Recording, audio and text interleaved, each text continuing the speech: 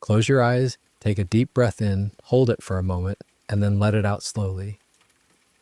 As you exhale, feel the tension leaving your body. Now imagine yourself in a far away place, a place where the world moves at a slower pace. It's time to turn off the lights and drift away with the story of the quiet lives of Viking fishermen. In a small, fog-laden Nordic village, as the first light of dawn begins to peek through the thick mist, the world stirs ever so gently. Wooden cabins, weathered by years of salt and wind, stand in a quiet huddle. The smell of wood smoke from the morning fires mixes with the briny scent of the sea, creating an aroma that is both earthy and refreshing. It's a smell that has greeted the villagers for generations, a smell that says it's time to start a new day.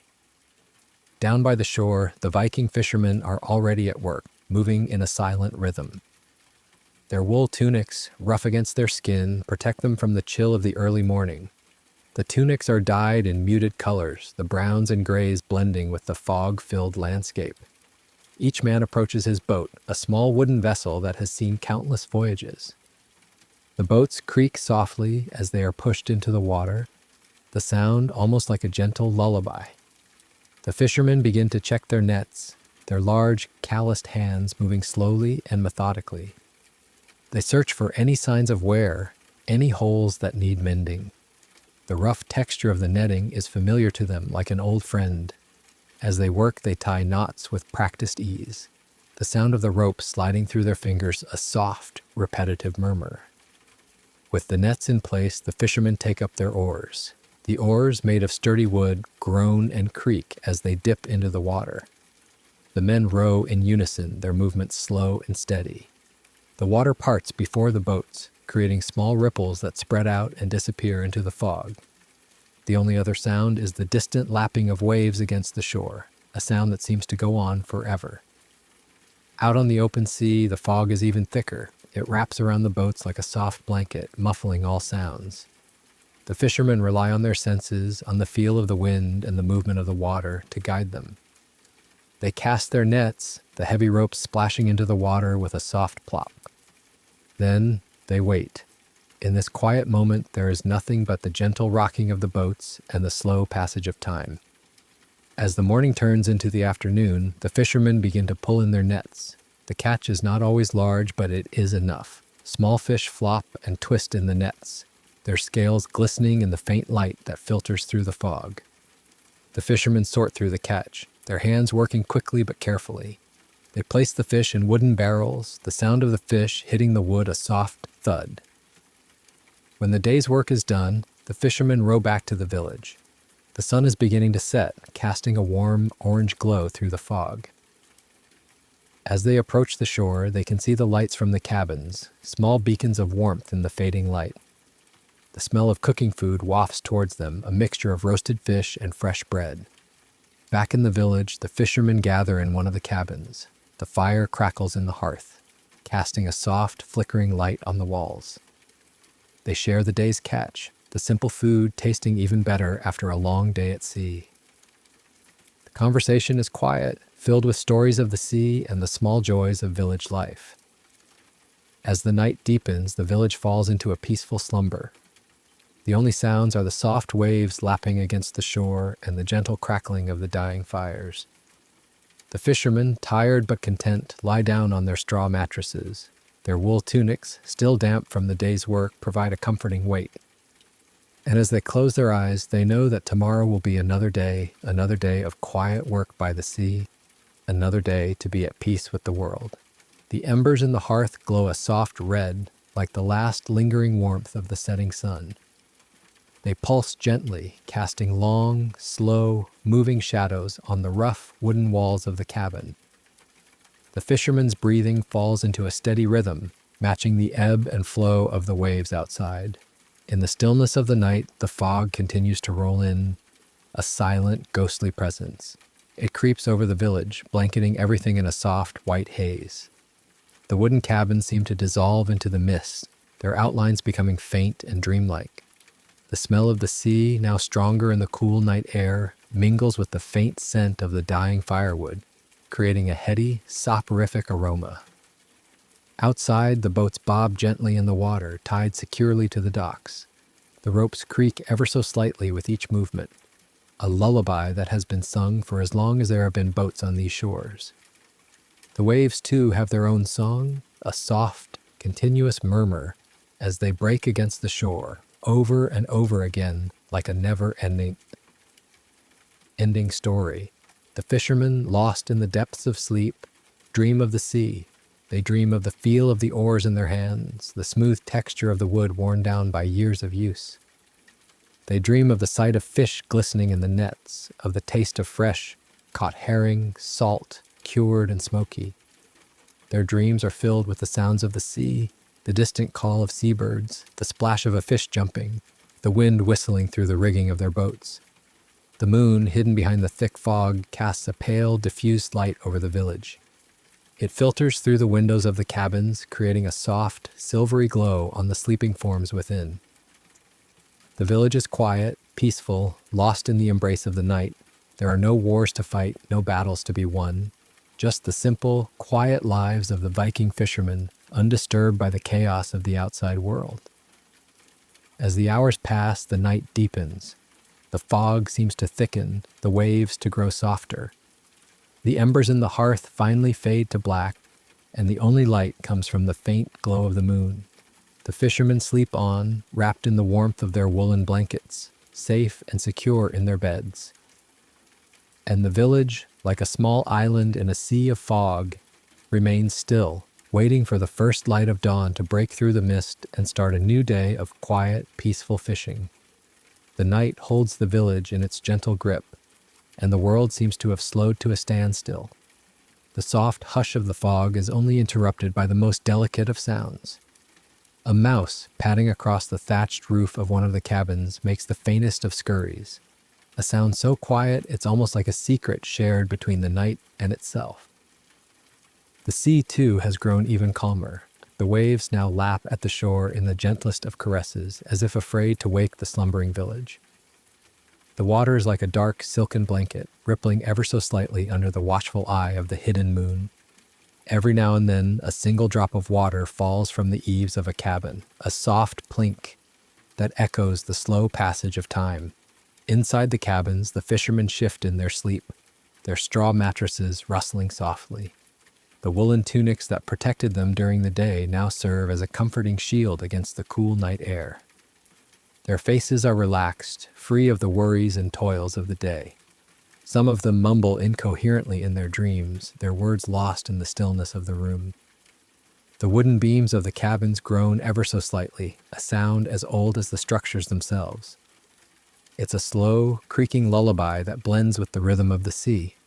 The walls, thick with age, seem to breathe in and out with the village, rising and falling with the gentle tides of the night. As the hours inch towards dawn, the fog begins to thin ever so slightly. A hint of the coming light filters through, a pale promise of a new day. But for now, the village remains in the embrace of the night, wrapped in a peaceful slumber. The soft waves, the faint creaks, and the quiet breaths of the fishermen create a symphony of stillness, a lullaby that will carry them through the night until the sun finally breaks through the clouds and calls them to another day of simple, quiet labor by the sea.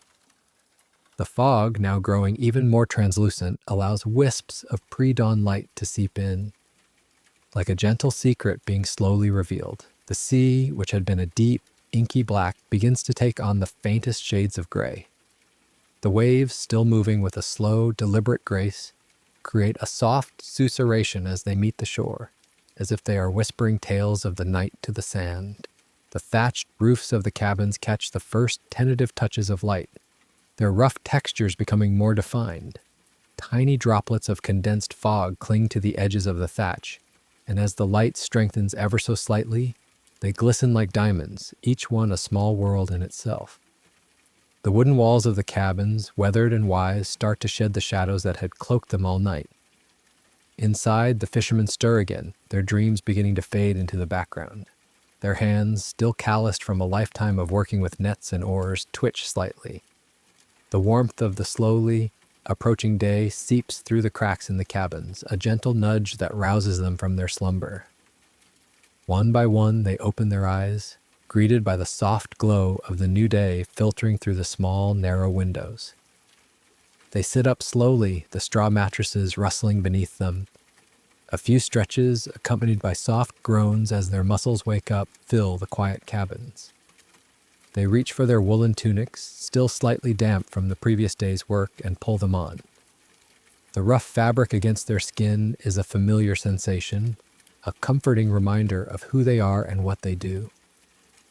Outside, the first seabirds of the day begin to call, their voices carrying across the still, quiet village. Their cries are a welcome addition to the symphony of the morning, joining the soft lapping of the waves and the gentle creaking of the boats. The fishermen step out of their cabins, taking a deep breath of the fresh, cool air. They look out at the sea, a vast expanse that has been their livelihood and their home for as long as they can remember. With a sense of calm purpose, they make their way to the docks, their footsteps slow and measured. The boats, waiting patiently in the water, seem to greet them with a familiar creak. They climb aboard, the wooden planks beneath their feet, a steady, reassuring presence. They begin to prepare for another day of fishing, just as they have done countless times before. The nets are unfurled, the oars are readied, and with a final look towards the village, they push off into the sea. As the boats move away from the shore, the village once again settles into a quiet rhythm. The sun continues to rise, casting a warm glow over the cabins and the sea. The only sounds are the soft splash of the oars in the water, the distant calls of the seabirds, and the ever-present murmur of the waves. It is a new day, but in many ways it is just like the ones that came before. A day of quiet work, a day of connection with the sea, and a day of peace in this small, fog-kissed Nordic village. The boats glide further out into the sea, the oars moving in a slow, synchronized rhythm. The fishermen's hands grip the oars tightly, yet their movements are fluid and unhurried. The water parts before the boats, creating a gentle wake that spreads out in long, lazy ripples. The surface of the sea, now tinged with the soft pink and orange hues of the rising sun, shimmers like a vast, liquid tapestry. As they reach their usual fishing spots, the fishermen pause for a moment. They look up at the sky, watching as the last wisps of fog are chased away by the warming rays of the sun. A gentle breeze, carrying the faint scent of seaweed and salt, brushes across their faces. It's a moment of quiet reflection, a chance to appreciate the beauty of the world around them before they begin their work. Then, with practiced ease, they start to cast their nets. The heavy ropes unwind, and the nets sink slowly into the water. The fishermen lean over the sides of the boats, their eyes focused on the spot where the nets disappear beneath the surface.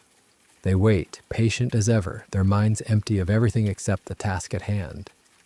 The only sounds are the soft splash of the nets hitting the water and the occasional creak of the boat's hull as it rocks gently on the waves. Time passes slowly out on the sea. The sun climbs higher in the sky, casting long shadows across the boats. The fishermen shift their positions slightly, adjusting to the changing light. They talk in hushed tones, sharing quiet observations about the sea, the weather, or the memories of past catches. Their voices are low and soothing, like the gentle lapping of the water against the boat. As the morning wears on, they begin to feel the first tugs on the nets. Slowly, carefully, they start to pull them in. The nets come up dripping with water, and small fish flop and twist in the tangled ropes. The fishermen's hands move deftly, sorting through the catch, separating the keepers from the ones that will be thrown back. The scales of the fish glisten in the sunlight, and the smell of the sea is strong as they work. When the nets are emptied, the fishermen rest for a while. They sit back in the boats, their bodies tired but their spirits content. They share a simple meal of hard bread and dried meat, washing it down with sips of water from wooden canteens. The food tastes good, especially after the morning's work. They look out at the sea, watching as the waves continue to roll in, a never-ending dance of water and light. As the afternoon approaches, the fishermen decide it's time to head back to the village. They row slowly, enjoying the peaceful journey. The sea seems calmer now, the waves smaller and more gentle. The sky is a clear, bright blue, and the sun is warm on their faces. They can see the village in the distance, the wooden cabins looking like small, cozy havens waiting for their return. As they draw closer to the shore, the fishermen can hear the sounds of the village coming to life. The calls of children playing, the barking of dogs, and the distant chatter of women preparing the evening meal. They tie up their boats at the docks and carry their catch up the path to the village. The weight of the fish in their baskets is a satisfying burden, a sign of a successful day. Back in the village, the fishermen share their catch with their families and neighbors. There's a sense of community and togetherness as they gather around, talking and laughing. The smell of cooking fish fills the air, mingling with the scent of wood smoke from the chimneys. As the sun begins to set, casting a warm, golden glow over the village, the fishermen know that another day has passed. They return to their cabins, tired but happy. The evening is spent in quiet relaxation, sitting by the fire, mending nets, or simply enjoying the company of their loved ones. The soft crackling of the fire, the gentle voices, and the warmth of the flames create a peaceful and comforting atmosphere. As night falls once again, the village settles into a deep, restful sleep. The sea, too, seems to quiet down, the waves lapping at the shore in a slow, rhythmic pattern. The fishermen lie in their beds, their minds at ease. They know that tomorrow will be another day of simple pleasures, another day of living in harmony with the sea and the land. And as they drift off to sleep, they are surrounded by the familiar sounds and smells of home, safe and content in the quiet embrace of the night. The night deepens and the village is swathed in a velvety cloak of darkness, punctuated only by the faint glow of embers in the hearths and the soft light seeping through the cracks of cabin shutters. The gentle hush is occasionally broken by the distant howl of a lone wolf, its mournful cry echoing across the fjords before fading into the stillness, like a fleeting whisper in the vast expanse of the night. Inside the cabins, the fishermen and their families are nestled under thick furs, their breathing slow and steady. The warmth of the fire has seeped into the wooden walls, creating a cozy cocoon against the chill of the night. Every now and then, a piece of wood in the hearth shifts, sending up a shower of tiny sparks that dance and flicker for a moment before dying out, casting ever, changing patterns on the rough, hewn ceiling. Outside, the sea has taken on an almost otherworldly quality. The moon, now high in the sky, casts a silvery sheen over the water, turning the waves into rippling ribbons of liquid light. The boats at the dock sway gently, their ropes creaking in a soft, lulling rhythm as if singing a lullaby to the sleeping village. The fog, which had retreated during the day, begins to creep back in, a ghostly presence that wraps around the cabins and the shoreline, blurring the boundaries between the land and the sea. The fishermen, lost in the depths of slumber, dream of the sea once more. In their dreams, they are back on their boats, gliding over the glassy surface of the water. The sun is shining and the wind is in their hair. They see schools of fish swimming beneath them, their scales glinting like jewels. The sound of the waves and the call of the seabirds fill their ears, and they feel a sense of peace and contentment wash over them. As the hours tick by, the night holds the village in its gentle embrace. There are no threats, no battles, no rush or hurry, just the quiet passage of time, marked by the slow ebb and flow of the tides and the steady rhythm of the villagers' breathing. The world outside could be a whirlwind of chaos, but here, in this small Nordic village, everything is still and calm. The first signs of dawn begin to appear on the horizon, a faint blush of pink and orange that slowly spreads across the sky. The fog starts to thin, and the outlines of the cabins and the boats become clearer. The sea, too, stirs from its slumber, the waves growing a little more lively as if greeting the new day. But for now, the village remains in a state of peaceful repose, caught in the liminal space between night and day, between dreams and wakefulness, ready to embrace whatever the new day may bring with the same quiet resilience and simple joy that has defined their lives for generations. The blush of dawn deepens, painting the sky in a soft symphony of pastels. The fog, now a wispy veil, drifts lazily over the village, as if reluctant to let go of the night's embrace. The first rays of sunlight peek through, touching the thatched roofs with a gentle warmth, like a soft hand awakening the slumbering village. Inside the cabins, the fishermen stir once more. Their eyes flutter open, greeted by the soft glow of the new day. They stretch slowly, their muscles awakening from the long night's rest. The sound of their joints cracking is a quiet melody in the stillness of the morning. They reach for their tunics, the rough fabric feeling familiar against their skin as they prepare to face another day by the sea. Outside, the village comes alive with the soft sounds of a new beginning. A rooster crows in the distance, its call echoing through the fjords. Dogs bark playfully, their tails wagging as they greet the morning.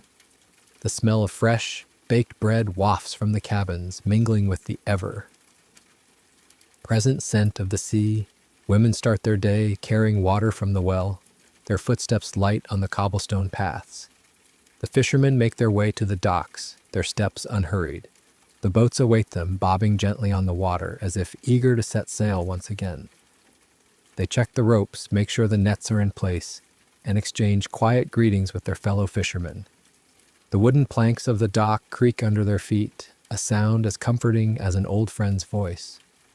With a final look at the village, they push off into the sea. The oars dip into the water, creating small ripples that spread out and merge with the larger waves. The sun rises higher, casting a golden glow over the water. The sea is calm today, the waves gentle and undulating. The fishermen row in silence, lost in their thoughts, enjoying the peace and tranquility of the morning.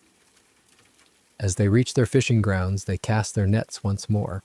The routine is familiar, a dance they have performed countless times. They wait patiently, watching the water, feeling the gentle rocking of the boat. The seabirds circle overhead, their cries the only sound in the vast expanse of the sea. Time passes slowly, as it always does on the sea. The fishermen talk in low voices, sharing stories, jokes, and memories. They watch as the clouds drift across the sky, changing shapes and colors. The sun warms their faces, and the sea breeze cools their skin. It's a simple life, but it's a life they love, a life filled with quiet moments of beauty and peace. As the day draws to a close, the fishermen begin their journey back to the village. The sun is setting, painting the sky in a riot of oranges, pinks, and purples. The sea reflects the colors of the sky, creating a breathtaking sight. The fishermen row slowly, taking in the beauty of the sunset, reluctant to see the day end. Back in the village, the smell of dinner fills the air. Families gather around the tables, sharing the day's catch, laughing and talking. The children play outside, their voices carrying on the evening breeze. The fishermen sit by the fire, mending their nets, their eyes half closed, content, and at peace. As night falls once again, the village settles into its familiar rhythm. The fires die down, and the lights in the cabins go out one by one. The sea continues to lap against the shore, a gentle lullaby. The fishermen lie in their beds, their minds at ease, ready to dream of the sea once more. And so the cycle begins anew, a never-ending story of quiet lives, simple joys, and the timeless beauty of the sea. The night enfolds the village in an ever deeper embrace. The only sounds that pierce the stillness are the faint, rhythmic creaking of the boats at the dock, as if they are whispering secrets to the water that cradles them. The moon, now a pale orb in the clear sky, casts a soft glow over the cabins, turning their wooden facades into a silvery, hued dreamscape. Inside the cabins, the fishermen's breathing grows slow and even, their bodies completely relaxed in the warmth of their beds.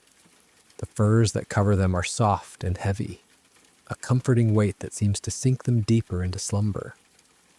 Every now and then, a soft snore escapes, a gentle rumble that blends seamlessly with the ambient sounds of the night. Outside, the sea has taken on a glassy appearance, the waves reduced to the most subtle of undulations. A light mist rises from the water's surface, a gauzy veil that shrouds the boats in an otherworldly glow. The seagulls, which had been so lively during the day, have settled into their nests, leaving the night to the quiet hum of the insects and the distant calls of nocturnal creatures. The fishermen's dreams continue to unfold, a seamless continuation of their peaceful days. In these dreams, they are once again out on the sea, but there is no work to be done. Instead, they float on the water, looking up at the endless sky, feeling the gentle caress of the breeze on their faces. The fish swim alongside their boats, their movements slow and graceful, as if they too are enjoying the tranquility of the moment. As the hours tick by, the night seems to hold its breath, suspended in a state of perfect calm.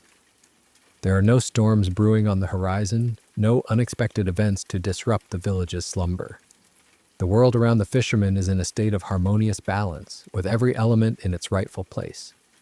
The first faint glimmers of dawn begin to appear, barely. Their hint of light that starts to push back the darkness. But the village remains asleep, reluctant to leave the peaceful realm of dreams. The sea, too, seems to be in no hurry to wake, its surface still and serene. For a few more precious moments, the fishermen will continue to rest, wrapped in the embrace of the night before the new day calls them back to their simple yet fulfilling lives by the sea. The faint glimmers of dawn gradually strengthen, stretching across the sky like delicate fingers of light. The mist over the sea begins to dissolve, evaporating in the gentle warmth of the approaching sun. A soft, cool breeze stirs, carrying with it the faint scent of seaweed and damp earth, as if the world itself is taking a deep, refreshing breath. Inside the cabins, the fishermen start to stir ever so slightly. Their eyelids flutter and they shift beneath their furs, slowly emerging from the depths of sleep. The soft glow of the early morning seeps through the cracks in the shutters, casting long, thin rays of light across the wooden floors. The gentle crackling of the dying embers in the hearths provides a comforting background noise, a reminder of the warmth that has sheltered them through the night. Outside, the first signs of life emerge. A few seagulls take to the sky, their wings flapping softly as they begin their morning patrol.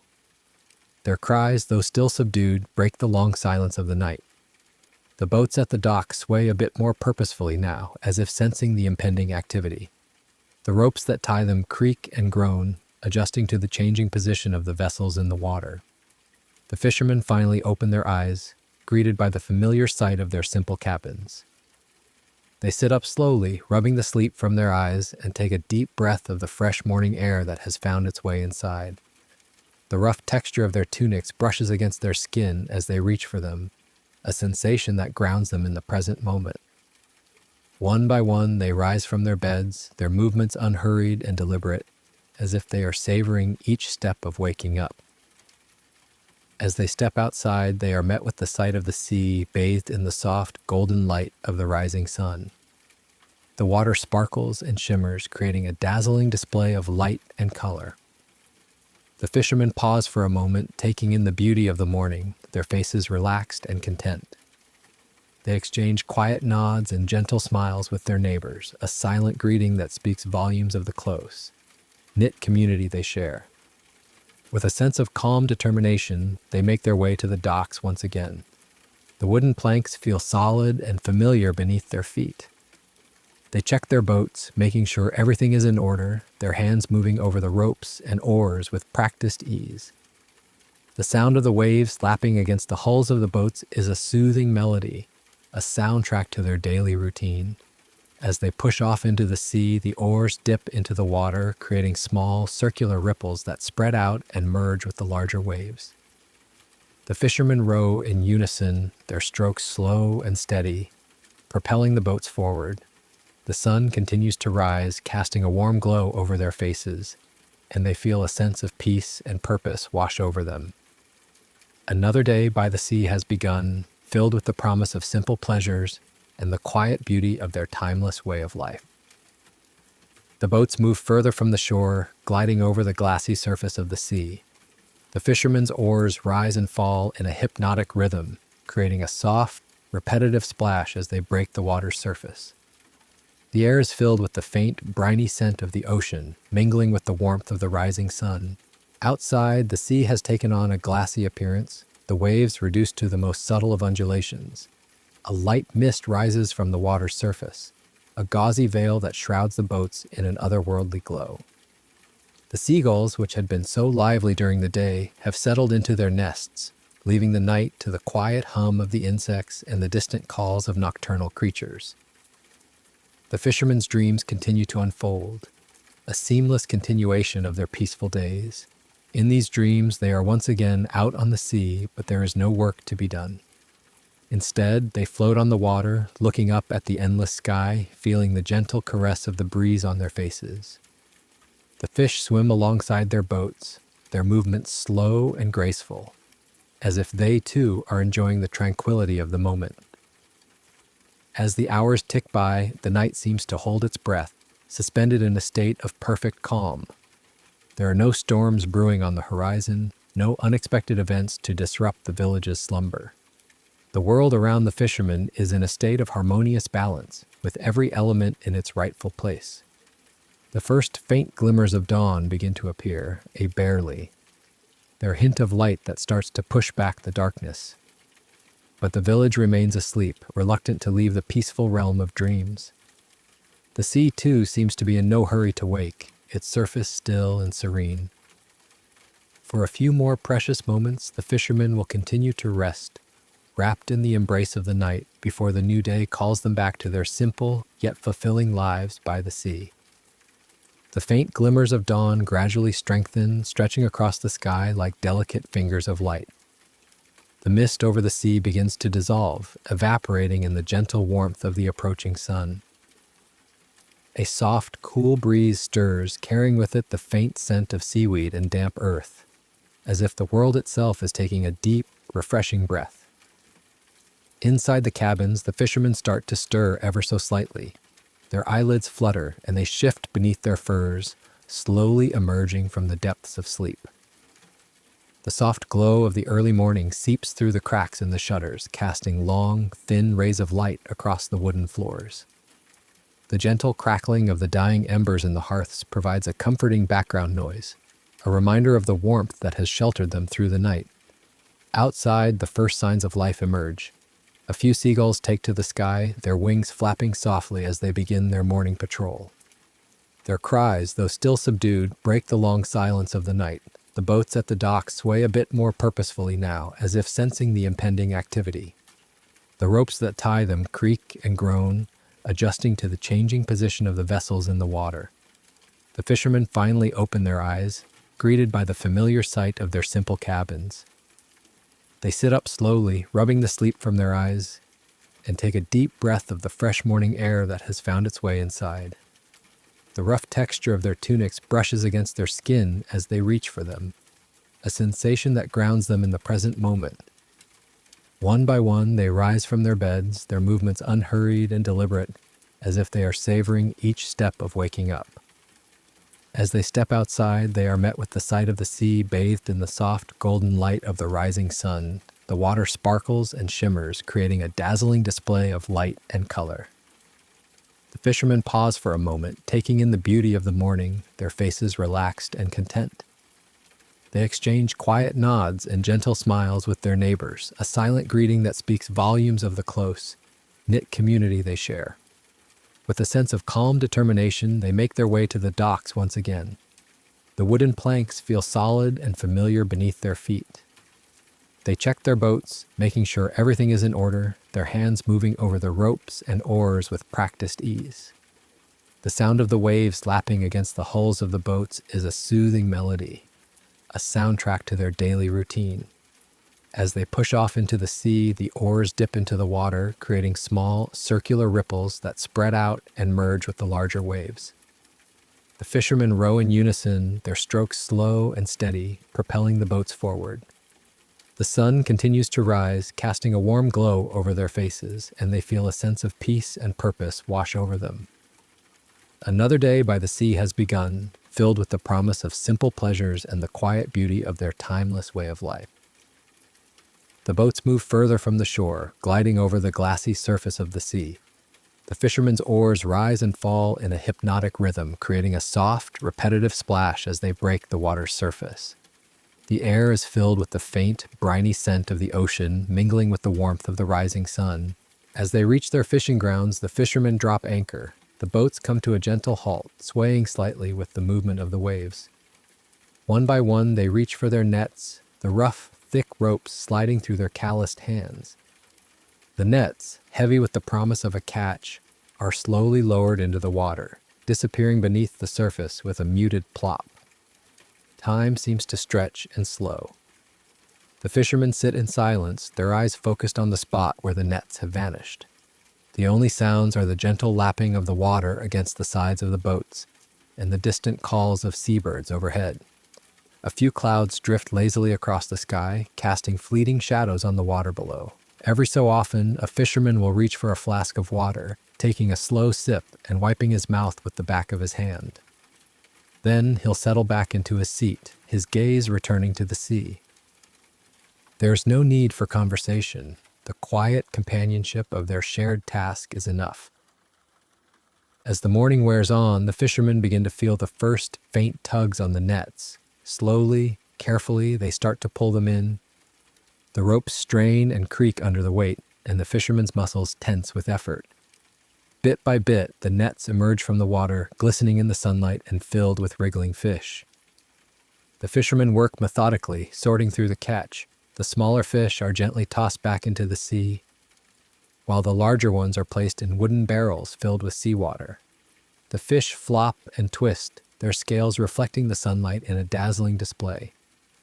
The fishermen's hands move quickly but gently, handling the fish with care. When the nets are finally emptied, the fishermen sit back, taking a moment to rest. They look out at the sea, their faces lined with fatigue but also satisfaction. The sun is now high in the sky, casting a bright, warm light over everything. The sea has provided once again, and the fishermen know that their families will have food on the table that night.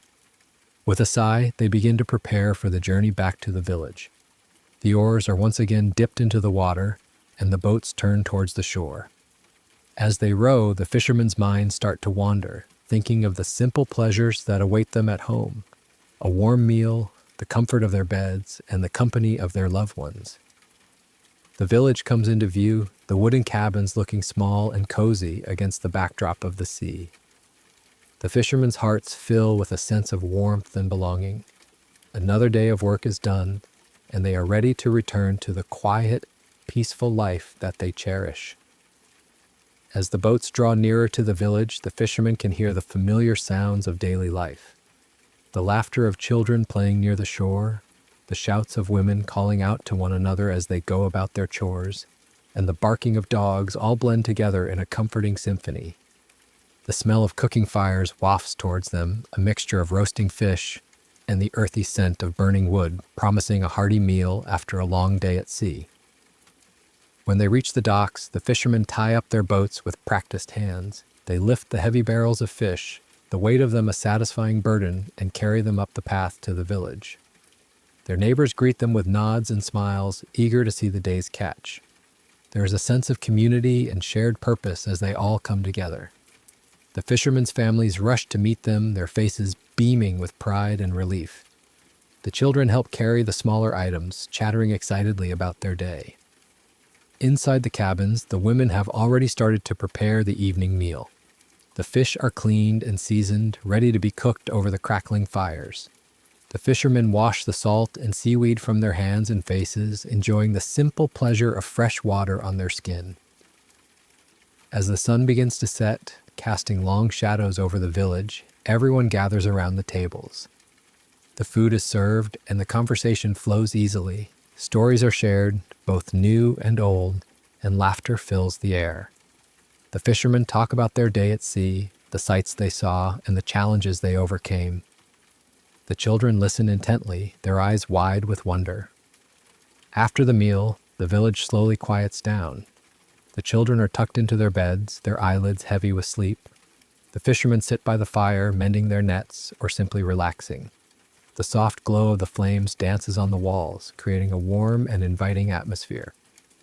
The sound of the sea, now a gentle murmur, can be heard in the distance, a constant reminder of the life that sustains them. As the night deepens, one by one, the lights in the cabins go out. The village is once again enveloped in darkness, save for the faint glow of the moon and the stars. The fishermen lie in their beds, their minds at peace. They listen to the sound of the waves and the soft breathing of their loved ones, feeling grateful for the simple pleasures of their lives. And as they drift off to sleep, they know that tomorrow will be another day, filled with the same quiet routines and the same sense of contentment. The night wraps the village in a silent embrace, the only sound a distant, lulling rhythm as the sea kisses the shore. Moonlight filters through the thatch, casting faint silver patterns on the cabin floors. The fishermen, deep in slumber, dream of endless horizons and the steady dip of oars, their minds adrift on waves as gentle as the breath in their chests. Outside, the boats rest at the dock, ropes creaking softly in the night breeze. A lone seagull circles high above, its cry a fleeting whisper in the vastness. The fog begins to roll in again, a ghostly veil that softens the edges of the world, blurring where the sea meets the sky. In their beds, the fishermen stir slightly, pulled between the warmth of their furs and the call of the dreamt sea. The embers in the hearth glow a final fading red, like a last star winking out. The village is a world unto itself, suspended in time, where every day is a gentle tide, rising, falling, always returning to the same peaceful shore. And as the first tendrils of dawn stretch across the horizon, the fishermen's dreams begin to mingle with the soft light. Soon the oars will dip again, the nets will cast, and the quiet rhythm will start anew. But for now, in this deepest hour of night, all is still.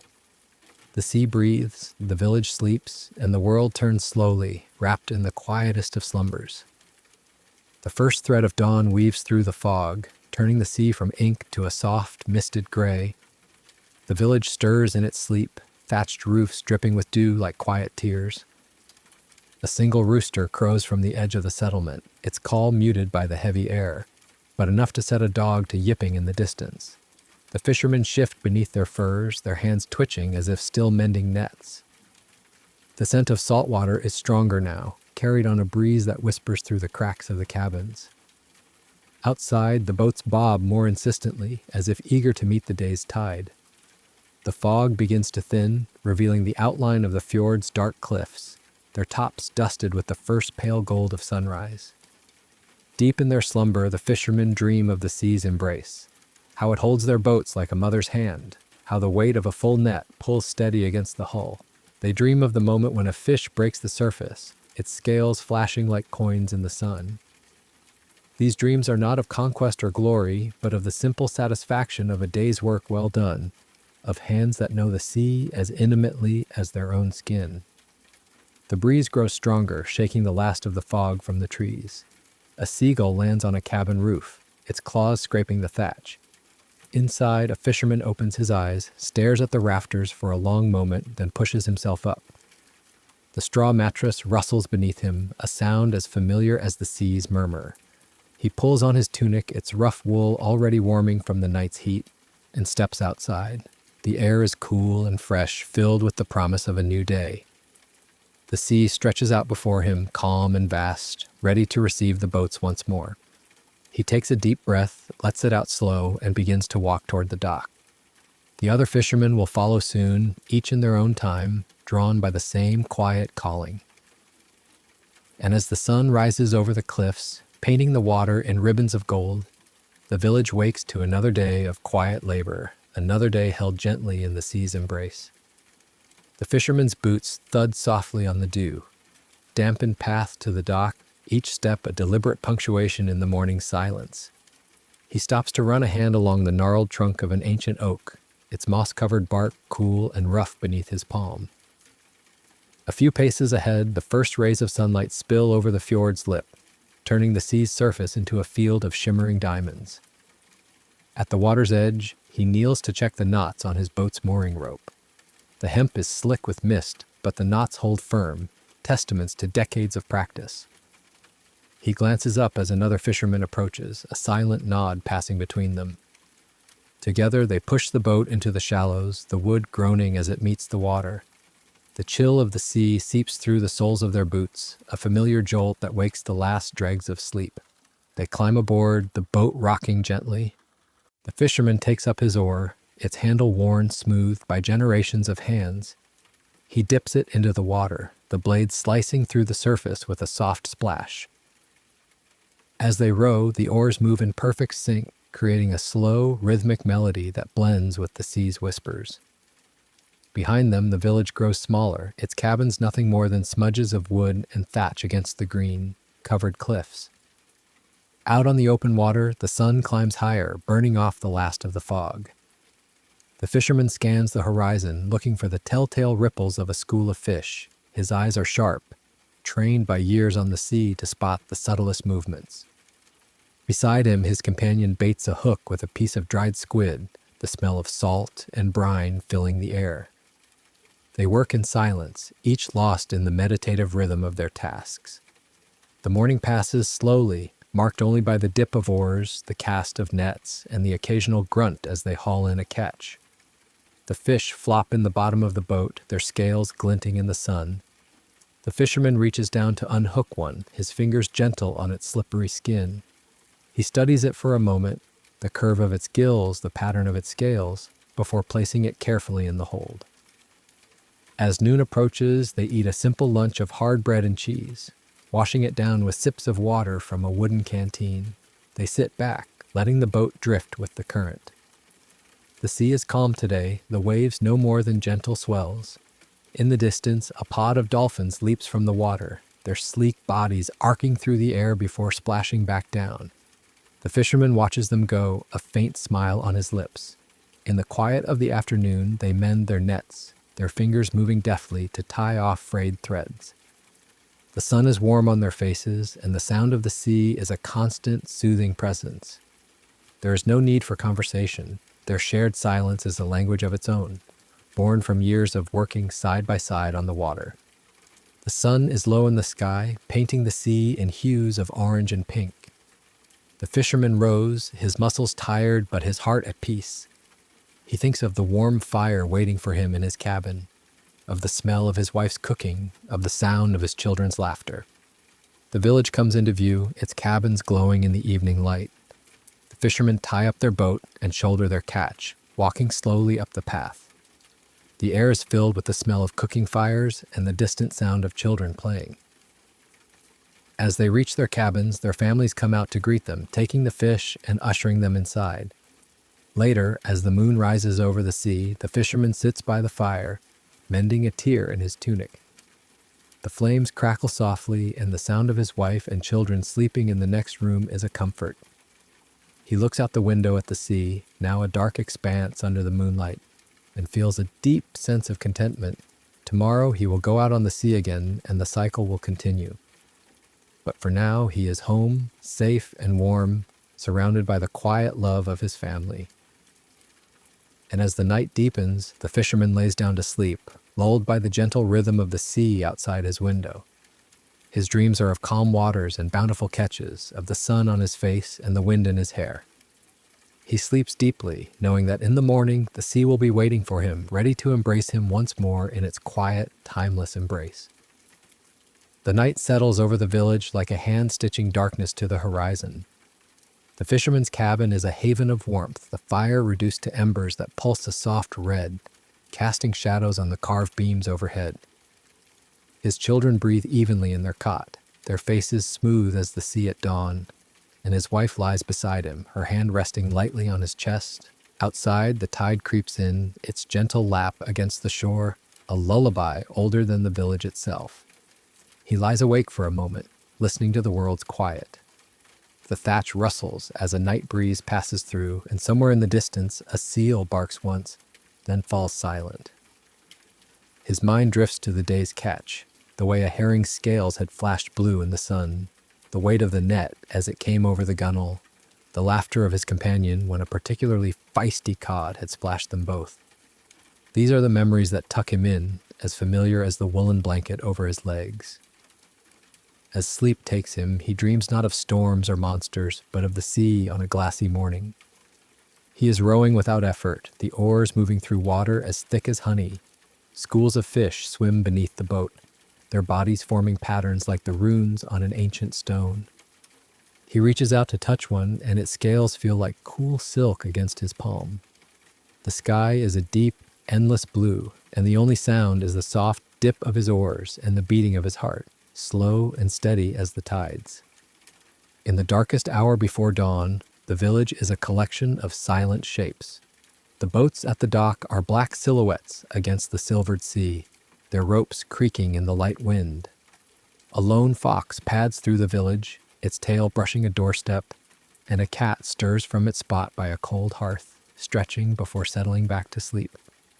The sea continues its ancient song, never tiring, never rushing, just being. And then the first bird calls. A single note, tentative, then another, until the air is filled with the morning chorus. The fisherman opens his eyes, greeted by the dim light seeping through the shutter. He listens to his children begin to wake, their soft murmurs blending with the rising tide. He stretches, feeling the pull in his muscles from yesterday's rowing, a good ache, a familiar ache. He sits up, swinging his legs over the edge of the bed. The floor is cold under his feet, but he doesn't hurry. He looks out the window at the sea, already beginning to glow with the approaching sun. It is a new day, but it is also the same day, a continuation of the quiet rhythm that has guided his life for as long as he can remember. He dresses in his rough tunic, laces up his boots, and steps outside. The air is crisp, filled with the smell of salt and the promise of breakfast. His neighbors are starting to emerge from their cabins too, each one giving a silent nod as they pass. Together they walk to the dock, their steps slow and sure, drawn by the sea that has provided for them, that has held them, that has been their constant companion through all the quiet days and silent nights. And as the sun rises over the fjord, painting the water in gold, the fishermen push their boats into the sea. The oars dip, the boats move, and the quiet lives of the Viking fishermen continue, wrapped in the sea's embrace, timeless and at peace. The boats glide into the morning mist, oars slicing the water with a sound as soft as a breath. The fishermen row in unison, their movements slow and deliberate, as if they are part of the sea itself. The mist clings to their tunics, leaving small droplets of water that glisten in the first light of the sun. As they move further from the shore, the mist begins to lift, revealing the vast expanse of the sea. The water is a deep blue, so clear that they can see the shadows of fish swimming beneath the surface. The fishermen exchange quiet glances, knowing that today will be a good day. They drop their nets into the water, the heavy ropes sinking slowly. For a moment, there is nothing but the gentle rocking of the boats and the sound of the sea. Then they feel the first tug on the nets. Slowly they begin to pull them in, the ropes straining against the weight of the fish. The catch is bountiful, with herring and cod flopping in the bottom of the boats. The fishermen work quickly to sort and clean the fish, their hands moving with practiced ease. The sun climbs higher in the sky, warming their faces and drying the mist from their tunics. As the morning wears on, they take a break to eat the bread and cheese they brought with them. They sit in silence, watching the sea and listening to the calls of seagulls overhead. There is no need for conversation, for they are content in each other's company and in the peace of the sea. In the afternoon, they begin to make their way back to the village. The sun is warm and the sea is calm, with only the slightest breeze to guide them. They row slowly, enjoying the beauty of the day and the quiet of the sea. As they approach the shore, they can see the village in the distance, with smoke rising from the chimneys of the cabins. They can hear the voices of their families and the barking of dogs welcoming them home. When they reach the dock, they unload their catch and make their way up the path to the village. Their families greet them with smiles and hugs, eager to hear about their day at sea. The children help carry the fish, chattering excitedly about the stories their fathers will tell. That evening, the village comes together to share the day's catch. They gather around the fire, eating and laughing and telling stories of the sea. The fishermen talk about the fish they caught and the sights they saw, while the children listen with wide eyes. As the night grows old, the village settles into a peaceful slumber. The fishermen lie in their beds, tired but content, listening to the sound of the sea outside their windows. They know that tomorrow will be another day of quiet work and simple pleasures, another day spent in the embrace of the sea. And as they drift off to sleep, they dream of the sea, of the gentle rocking of their boats, and of the quiet lives they lead. For them, there is no greater peace than this, no greater joy than the simple life of a Viking fisherman living in harmony with the sea and the land. The night deepens, and the village is wrapped in a blanket of silence, broken only by the soft lull of the sea and the occasional crackle of dying fires. The fishermen, tucked into their beds, feel the day's weariness melt into the straw mattresses. Their dreams are gentle, Images of sunlit waves, the smooth glide of oars, and the warm smiles of their children as they offer cups of mead upon their return. Outside, the moon rises over the fjord, casting a silver path across the water. The boats at the dock seem to slumber too, their wooden hulls resting against the tide. A lone owl hoots from the cliffs, its call echoing briefly before fading into the mist. The air is cool and salty, carrying the faint scent of kelp and damp earth. In their cabins, the fishermen stir slightly, their hands twitching as if still mending nets. The thatch roof rustles in the light breeze, a sound as familiar as a mother's lullaby. Their wives sleep beside them, breathing softly, while children curl under furs, dreaming of dolphins and shining fish. As the first tendrils of dawn stretch across the sky, the village begins to stir. A rooster crows from a nearby coop, its call faint but insistent. The sea turns from deep blue to a misty gray, ready to welcome the day. The fishermen open their eyes, greeted by the quiet promise of a new morning. They rise slowly, pulling on their woolen tunics and lacing up their boots. Outside, the air is crisp and fresh, filled with the promise of a bountiful catch. They make their way to the dock, their steps steady and sure, greeted by the gentle lap of waves against the shore. The boats are waiting, just as they left them, ready to carry them out to sea. They push off, the oars dipping into the water with a soft splash. As they row into the distance, the village grows smaller, but the warmth of home lingers in their hearts. And so the cycle continues. Day after day, the Viking fishermen set out to sea, guided by the tides and the rhythm of the world. Their lives are quiet, but rich in the simple pleasures of hard work, family, and the beauty of the sea. For them, there is no greater happiness than this, living in harmony with nature, embraced by the sea, and at peace with the world. As the sun rises higher in the sky, casting a golden glow over the water, the fishermen look out at the horizon, ready to begin another day of quiet labor. Their lives may be simple, but they are full of purpose and peace, a testament to the beauty of a life lived in tune with the rhythms of the earth. The boats cut through the morning swell, oars moving in a slow, meditative rhythm that matches the fishermen's heartbeats. The sea is calm, its surface dotted with the silver trails of fish leaping for insects. One fisherman reaches over the gunwale, trailing his fingers through the water. Its chill is a familiar friend, waking the last drowsiness from his bones. They anchor near a rocky outcrop where the seaweed tangles thickly.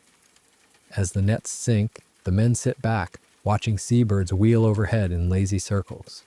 A gull drops suddenly, snatching a fish from the surface with a sharp cry. The oldest fisherman smiles, pointing to where the water ripples. "There's your breakfast, brother." His voice is rough from years of salt air, but gentle as the tide. They haul in the nets an hour later, the ropes groaning under the weight of herring. The fish flop in the boat, their scales shimmering like coins. Each man works without speaking, sorting the catch into barrels. The youngest fisherman hums a wordless tune under his breath, a melody that weaves with the lap of waves and the creak of wood. By midday, the sun is warm on their shoulders. They share a meal of smoked salmon and black bread, passing a flask of mead between them. The oldest tells a story of a storm that struck 30 winters past, but he speaks softly, as if the memory itself is a fragile thing. The others listen, chewing slowly, their eyes on the horizon where clouds like torn sails drift lazily. In the afternoon, they mend nets, their calloused fingers tying knots with the ease of long practice. The thread is made from hemp, its roughness familiar against their palms. A breeze picks up, carrying the scent of heather from the cliffs.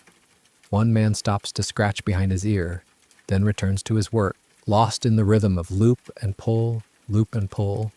As the sun dips toward the sea, they turn for home. The wind has freshened, so they raise the small sail, its tattered edges flapping gently. The boat glides faster now, the water rushing past the hull in a soft hiss. The youngest fisherman whistles a tune, and the others join in with low, rumbling voices, the song an old one about the sea's gift and the land's patience. Smoke rises from chimneys, curling into the sky like gray ribbons. Children run down to the dock, waving and shouting. The fishermen wave back, their tired faces lighting up at the sight of home. They unload the catch, greeted by wives and neighbors. There's laughter and quiet talk as the fish are carried to the smokehouse. The oldest fisherman pauses to ruffle a child's hair, then continues on, his steps slow but sure. Inside his cabin, the fire is already lit, and the smell of roasting root vegetables fills the air. That night, after the meal, the fishermen sit by the fire, whittling pieces of driftwood. The children are asleep, their soft breaths mixing with the crackle of flames. Outside, the sea whispers against the shore, a constant, comforting sound. The men talk in low voices about the next day's tides, the health of a neighbor, or nothing at all. Just the peaceful quiet of shared evening. As the fire dwindles to embers, they crawl into their beds.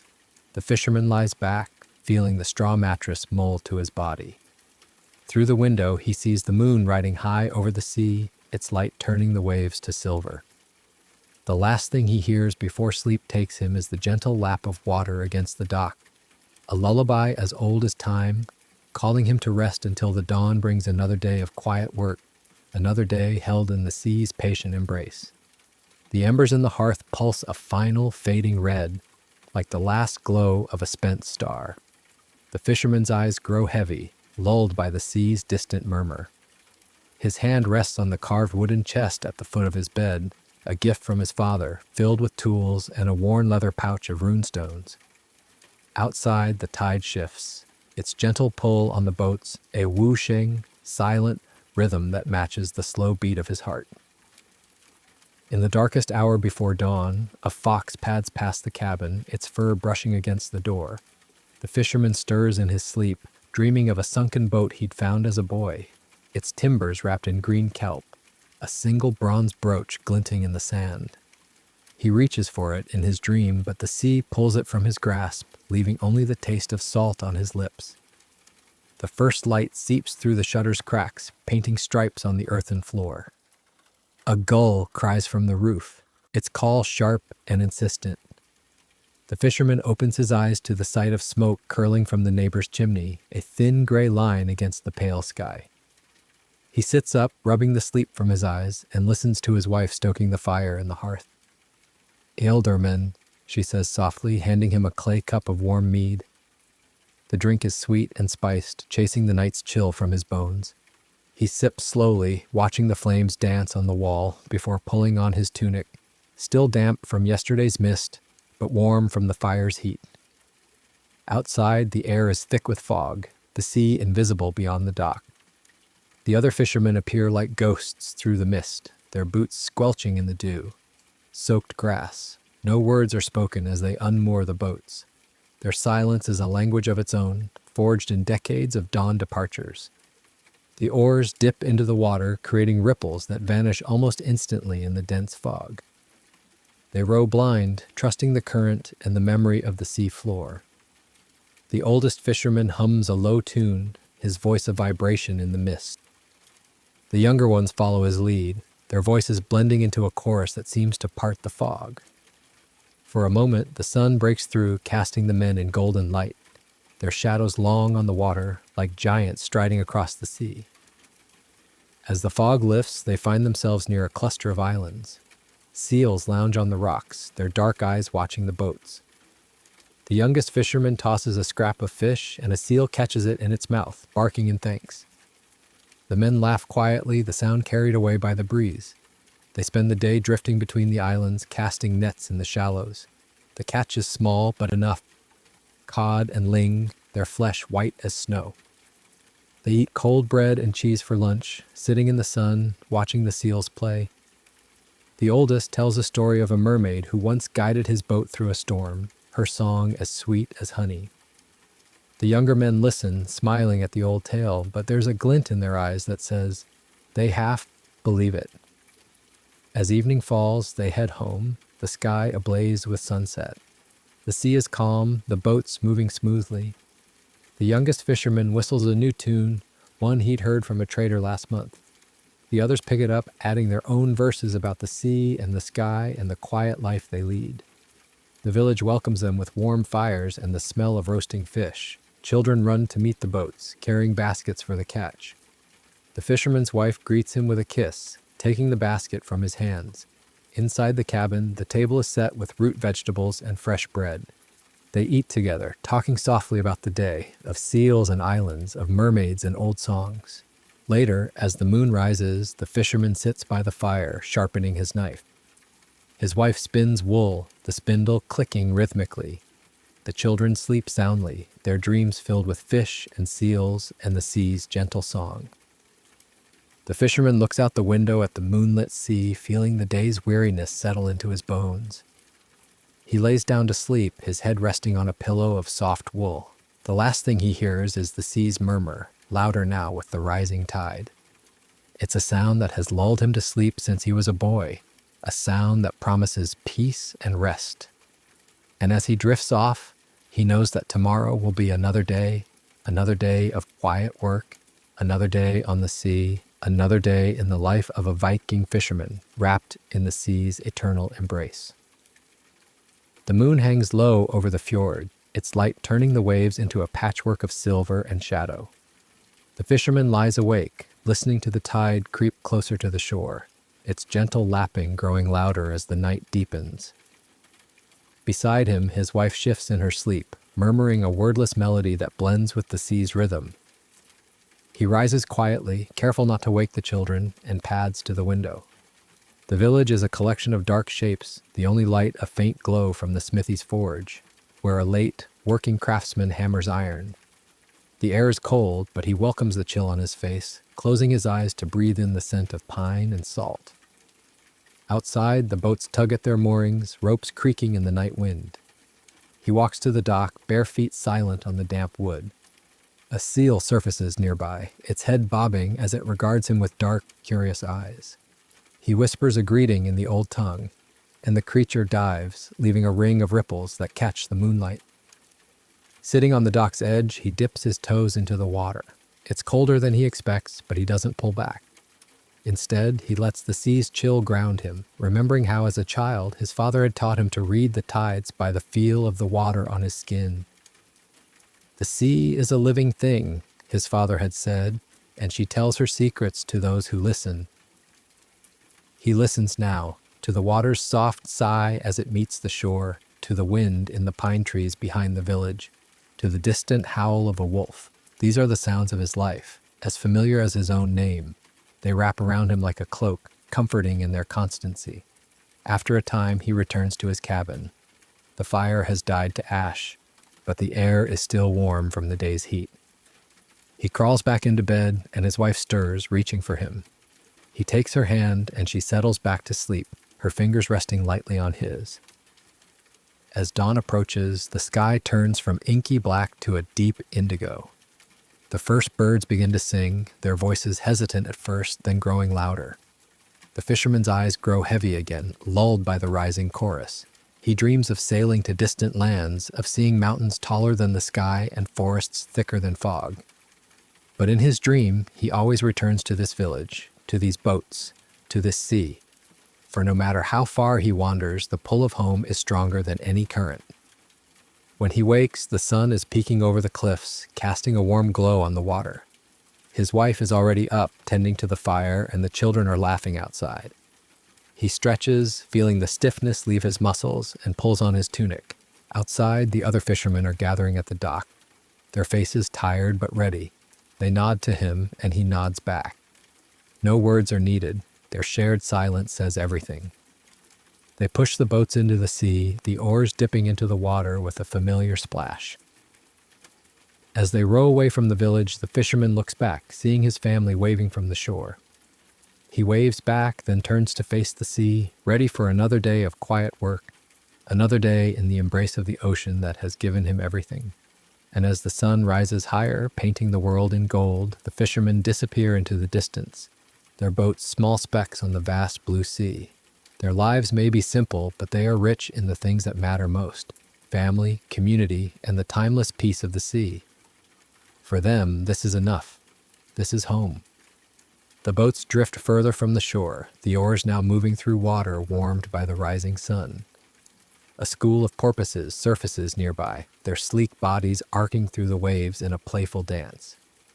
The youngest fisherman grins, pointing to the creatures as they disappear beneath the surface. only to re-emerge moments later, their blows creating small puffs of spray. They anchor near a submerged reef where the water shimmers with the movement of fish. As the nets are cast, the oldest fisherman begins to hum a lullaby his mother taught him, a melody so ancient it seems to echo in the very bones of the boat. The others join in, their voices low and steady, blending with the rhythm of the sea. Hours pass in a blur of quiet labor. The men work without haste, sorting the catch with gentle hands.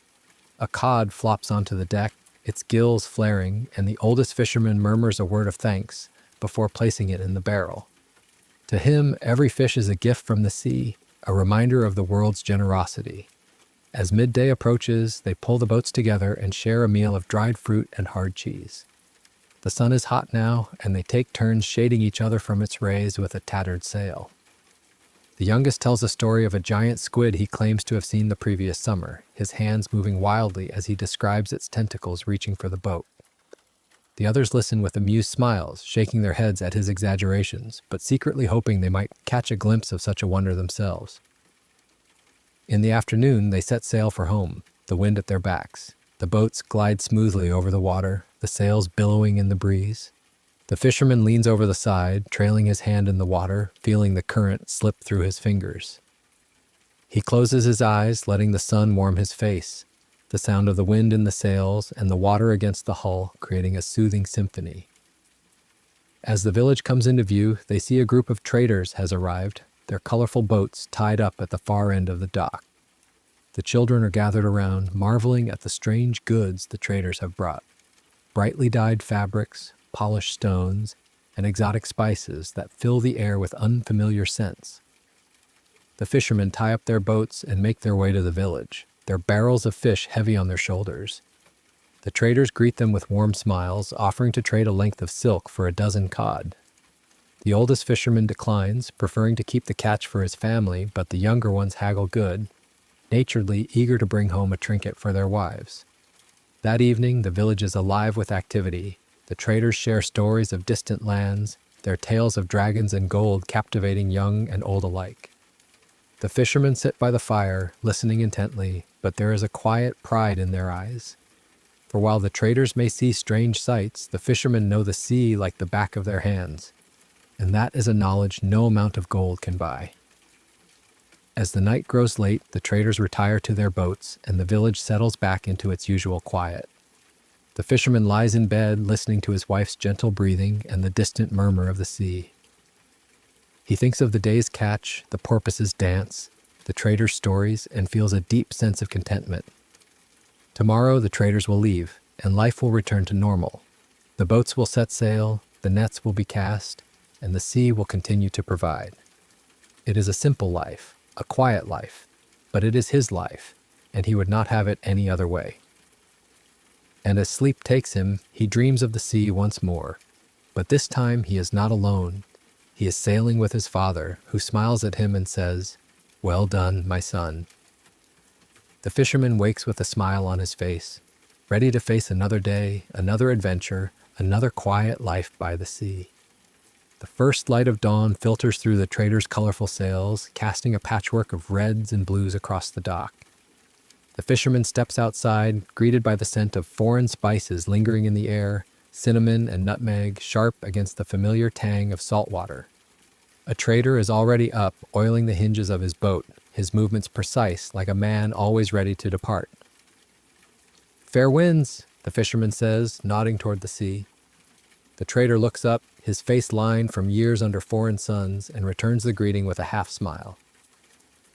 "The tide is kind today," he replies, gesturing to the water that laps eagerly at the boat's hull. "We'll be gone by mid-morning." The fishermen gather their nets, noticing how the trader's crew handles ropes with a different knot, a different rhythm. There's a brief exchange of nods as the two groups pass each other, one set returning to the sea, the other preparing to leave it. The oldest fisherman pauses to run his hand over the trader's boat, its wood smooth and polished, unlike their own weathered hulls. "A fine vessel," he murmurs, and the trader nods in pride. Out on the water, the sea is glassy, reflecting the sky like a mirror. They row without speaking, each lost in thought. The youngest fisherman keeps looking back at the village, as if hoping to catch one last glimpse of the trader's vibrant sails. The oldest notices and chuckles softly.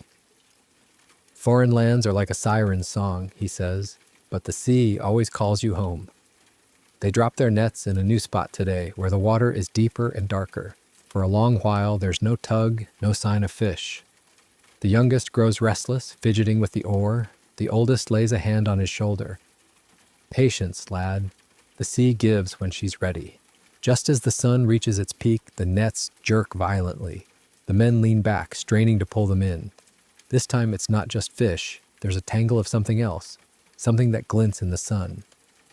When the net breaks the surface, they gasp. A hoard of ancient coins, their edges worn but still stamped with strange faces, lies tangled in the ropes, along with a few pieces of blue, green glass. The youngest fisherman's eyes go wide.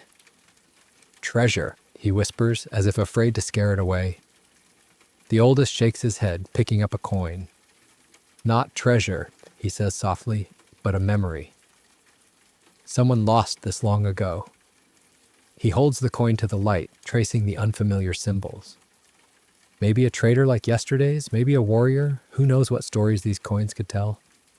They debate what to do.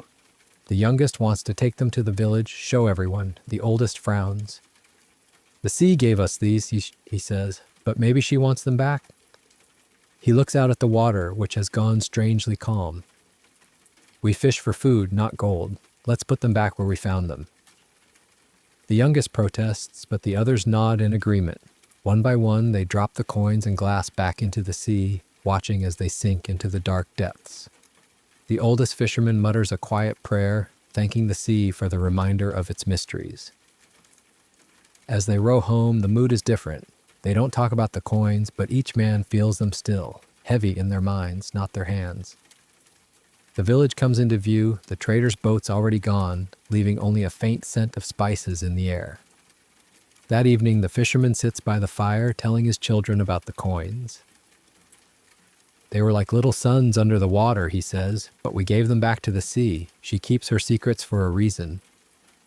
His children listen, wide-eyed, and ask if they'll find more. He smiles. "Maybe one day, but maybe not. The sea is full of wonders, but the best ones are the ones we see every day, like a good catch or a sunset over the waves." Later, as he falls asleep, the fisherman imagines the coin sinking deeper, becoming part of the sea floor, maybe to be found by another fisherman in another time. He smiles, knowing that some mysteries are meant to stay hidden, and that the greatest treasure is the life he has here, by the sea, with his family. And as the night deepens, the sea whispers its secrets to the shore, holding its treasures close, waiting for the next dawn, and the next fisherman ready to listen. The night wraps around the village like a cloak of star-sprinkled velvet. The seas murmur a lullaby that carries the memory of sunken coins. The fisherman lies awake, thinking of the ancient symbols on the gold, wondering what hands once held them. Beside him, his wife turns over, her hand brushing his arm. "What troubles you?" she whispers, her voice soft as the fog. "Nothing," he replies, though he knows it's a lie. The coins felt like a message, a reminder that the sea holds more than fish. He stares at the ceiling, where moonlight filters through the thatch, creating tiny pools of silver. Outside, a seal barks, its call echoing across the water like a question. In the morning, the village is quiet, as if still dreaming of the trader's departure. The fishermen gather at the dock, their nets slung over their shoulders. The youngest is silent, his usual chatter gone. The oldest claps him on the back. "Don't fret, lad. The sea will give us what we need when we need it." They row out to their usual spot, where the water is a familiar shade of blue. The nets go in, and they wait. The sun rises, casting long shadows over the boats. The youngest suddenly sits up straight. "Listen," he says, holding a hand to his ear. The others fall silent, hearing nothing but the waves. "There," he insists, "a song. A faint, haunting melody, like someone singing underwater. It's beautiful and sad, making the hair on the back of their necks stand up." "Mermaids," the youngest breathes, his eyes wide. The oldest shakes his head, but his voice is unsure. Could be the wind in the rigging.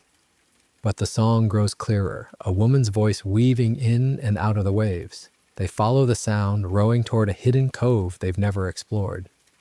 The water here is crystal clear, and they can see a ring of stones at the bottom like an ancient circle. The song stops abruptly, and the sea goes still. Look, the youngest points. A girl stands on a rock at the cove's edge, her long hair the color of seaweed, her skin as pale as foam. She smiles at them, then dives into the water, leaving a trail of sparkles. The men exchange glances, too stunned to speak. They drop a net into the cove, and when they pull it up, it's full of the biggest fish they've ever seen, each one with scales that shine like the coins from yesterday. The youngest whoops with joy, but the oldest is quiet, staring at the cove. We were right to return the coins, he murmurs. The sea remembers. They take the fish back to the village, and everyone marvels at their size. The fisherman tells his wife about the girl in the cove, and she shivers. That was a sea maiden, she says, a spirit of the water. You must have pleased her by returning the treasure. That night, the fisherman goes to the dock, carrying a piece of bread. He lays it on the water, whispering a thank you. The sea ripples, as if accepting the offering. He looks up at the moon, thinking of the sea, maiden's smile, and feels a peace he's never known before. From that day on, the fishermen always leave an offering for the sea, bread, a flower, a piece of cloth. And though they never see the sea, maiden again, they feel her presence in the gentle waves, in the bountiful catches, in the quiet beauty of their lives. The youngest grows into a strong man, and one day he tells his own children about the sunken coins and the singing girl. The sea is full of magic, he says, but we must respect her gifts. And as the children listen, wide-eyed, the sea whispers in the background, promising more wonders to those who listen. And so the cycle continues. Day after day, the fishermen set out, offering thanks and receiving blessings. Their lives are still simple, but now they carry a secret. The sea is alive, full of stories and spirits, and if you listen carefully, she will sing you her song. As the fisherman falls asleep that night, he hears the faint melody again, lulling him into a dream where he swims with the sea, maiden surrounded by coins that glow like stars. He wakes with a smile, ready to face another day, another adventure, another quiet moment by the sea. The sea morning breaks with a pearlescent sheen, the water so calm it mirrors the sky like a flawed mirror, where clouds drift as ripples and seabirds fly upside down in the water's reflection. The fishermen gather at the dock, each carrying a token for the sea, a sprig of heather, a smooth stone, a bit of honeycomb. The youngest, now a father himself, ties a blue ribbon to his boat's mast, the color of the sea maiden's eyes. They row toward the hidden cove, but the water there is ordinary now, the ancient stones at the bottom merely rocks. Still, they leave their offerings on the water, watching as each item floats briefly before sinking or being carried away by the current. The oldest fisherman, now bent with age, murmurs a prayer in the old tongue, his voice cracking like weathered wood. That day, the catch is modest but steady. Herring, mackerel, a single lobster with claws like polished bronze. As they sort the fish, the youngest son, no more than 6, points to the horizon. Look, a lady on the water. The men turn, expecting to see a sail, but there's nothing there, only a patch of water that shimmers brighter than the rest as if lit from below. The boy insists he saw a woman with hair like seaweed waving at him. The youngest fisherman smiles, ruffling his son's hair. That's the sea saying hello, lad. As the weeks pass, the village settles into its routine, but there's a new reverence in the air. Children leave pebbles on the shore at dusk, and women hang ribbons on the trees by the sea. The fisherman notices that the sea seems kinder now. Storms pass by without hitting the village, and even on rough days, the waves never seem to threaten. One night, a great storm does come, with winds that howl like wolves, and rain that falls in sheets. The fishermen huddle in their cabins, listening to the sea rage outside. The youngest fisherman holds his son close, telling stories of the sea maiden to calm him. She'll keep us safe, he says, though his voice is tight. In the morning, the storm has passed, leaving the village unharmed. But when they go to the dock, they find a gift from the sea, a massive piece of driftwood, smooth and polished, washed up on the shore. It's perfect for building a new boat or a bridge over the stream.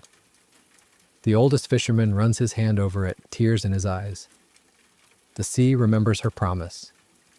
Years go by and the oldest fisherman dies, laid to rest on a hill overlooking the sea. The youngest, now the oldest, continues to lead the fishermen, passing on the stories of the sea maiden and the sunken coins. His son grows up to be a fisherman too, and one day he takes his own children out on the boat. They anchor near the hidden cove, and the old man tells the story of the singing girl. As he speaks, a school of fish swims by, their scales glinting in the sun. One of the children points. "Look, a blue ribbon in the water." The old man smiles, watching the ribbon float by. He knows it's just a bit of seaweed or a trick of the light, but he doesn't correct the child. Instead, he says, "Yes, that's the sea maiden saying hello." And as they row home, the old man looks out at the sea, feeling the same peace he's felt since that day they returned the coins. He knows that the sea is full of mysteries, that some things are better left unspoken, and that the greatest magic is the quiet beauty of a life lived in harmony with the ocean. That night, as he lies in bed, he hears the faint sound of singing on the wind. He smiles, closing his eyes, and dreams of swimming with the sea maiden, surrounded by coins that glow like stars. And as he drifts off, he knows that when the dawn comes, he'll go out on the sea again, ready to listen, ready to learn, ready to live another day in the embrace of the sea. And so the cycle continues, generation after generation. The stories of the sea maiden and the sunken coins passed down like a precious heirloom. The sea remains a mystery, but it's a mystery they trust, a mystery that provides for them, a mystery that sings to them in the quiet of the night. For the fishermen, there is no greater truth than the sea, and no greater life than the one she allows them to live. The old fisherman's dreams carry him back to his boyhood, when his father first taught him to tie a fisherman's knot. In the dream, the sea is as clear as glass, and he can see the sea maiden's hair swaying like kelp among the sunken coins. He wakes with a start, the memory of her song still ringing in his ears. Outside, the dawn is a pale blush on the horizon, and the sea whispers its ancient secrets to the shore. His grandson, a young lad of 10, is already waiting at the dock, bouncing on his toes. "Grandfather, the sea gave us a gift," he cries, pointing to a smooth, oval stone the color of the sky, resting on the dock's edge. The old man picks it up, feeling its warmth in his palm. "A sea egg," he murmurs, "a token of her favor." That day, they row to the farthest reaches of the fjord, where the water is deep and cold. The grandson casts the net, his movements still awkward but eager. As they wait, the old man tells stories of his youth, of the trader's colorful sails, of the storm that spared the village, of the day they found the coins. "The sea is a mother," he says. "She provides, but she also tests. You must always respect her power." Suddenly, the net jerks violently. The grandson gasps, struggling to pull it in. The old man helps him, his old muscles straining. When the net breaks the surface, it's not full of fish, but of shimmering sea glass. Hundreds of pieces, polished by the waves into smooth jewels of blue, green, and amber. The grandson's eyes light up. "Treasure," he shouts, but the old man shakes his head. "No, lad, these are the sea's tears, turned to glass by her sorrow and joy." He picks up a piece of green glass, holding it to the sun. Each one has a story. Some were bottles carried by traders, some were cups from long-gone villages. They're not for selling, they're for remembering. They spend the morning sorting the sea glass, placing each piece carefully in a wooden box. The old man tells the grandson which colors come from which kinds of glass and how the sea polishes them over years. "See this one?" he says, holding a piece of amber glass. It's from a trader's jug, the kind that held olive oil from a far-off land. As they row home, the box of sea glass sits between them, catching the sunlight. The grandson is quiet, lost in thought. "Grandfather," he says finally, "do you think the sea maiden gave us these?" The old man smiles. "Maybe she did, maybe she didn't. But the sea always gives us what we need when we need it. Remember that." Back in the village, the children gather around the box, marveling at the colored glass. The old man gives each child a piece, telling them to keep it safe. It's a reminder that the sea connects us to the whole world, he says. That evening, the old man sits by the fire, sorting through the last of the sea glass. His daughter comes in, carrying a bowl of stew. "Father, you should rest," she says, but he waves her away. "I'm resting," he says, "just thinking." He thinks of all the years he spent on the sea, of all the wonders he's seen. He thinks of the sea maiden song, of the sunken coins, of the driftwood gift. He realizes that the sea isn't just a provider, it's a storyteller, a keeper of memories, a link between the past and the present. As the night grows late, the old man goes to the window, looking out at the sea. The moon is full, casting a silver path across the water.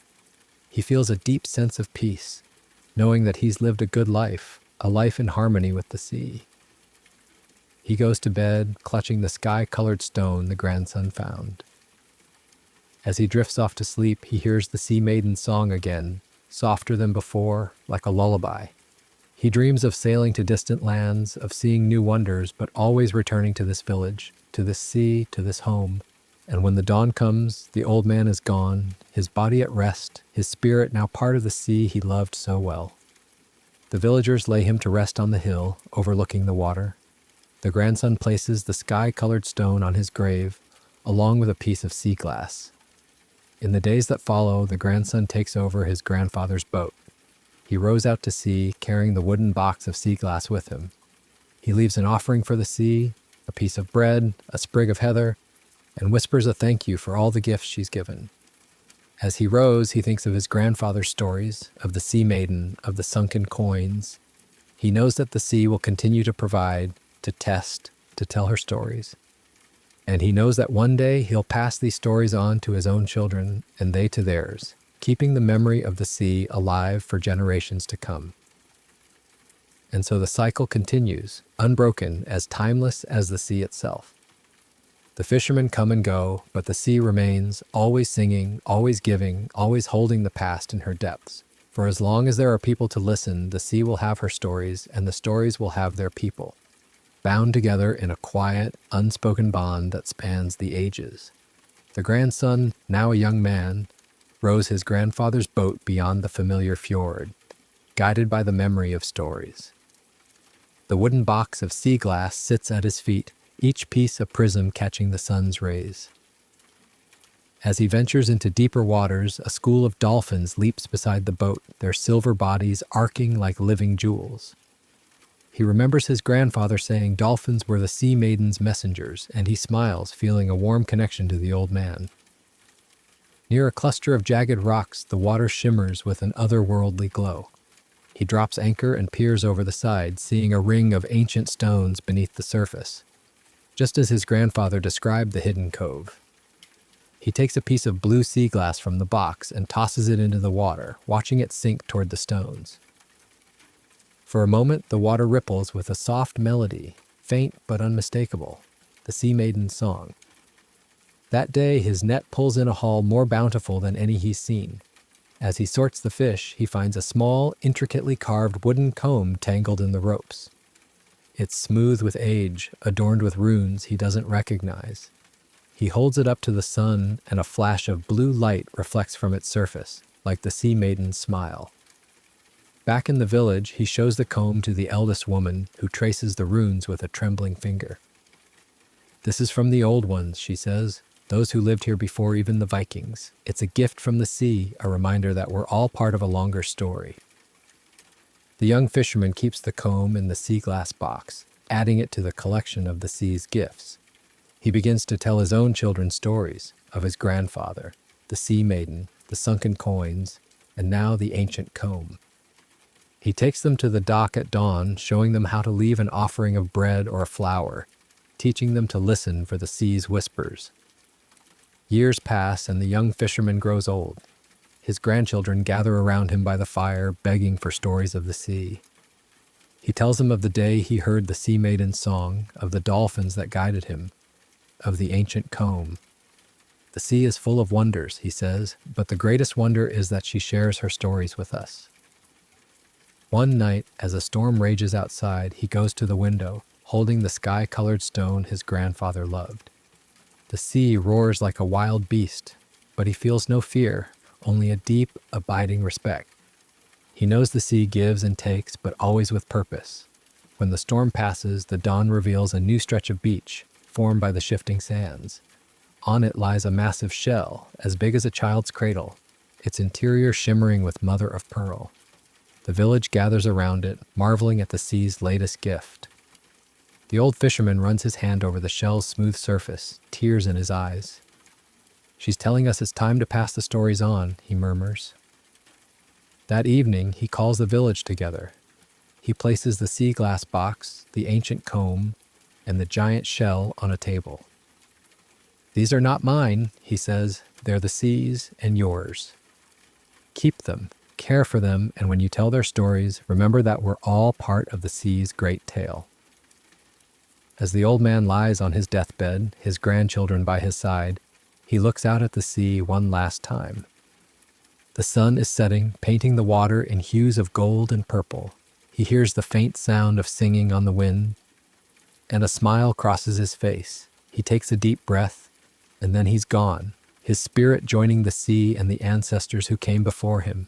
The villagers lay him to rest on the hill beside his grandfather, placing the sky-colored stone on his grave. His grandchildren take turns caring for the sea glass box, the comb, and the shell, passing them down along with the stories. Generations come and go, but the stories live on. The fishermen still leave offerings for the sea, still listen for her song, still tell tales of the sea maiden and the sunken coins.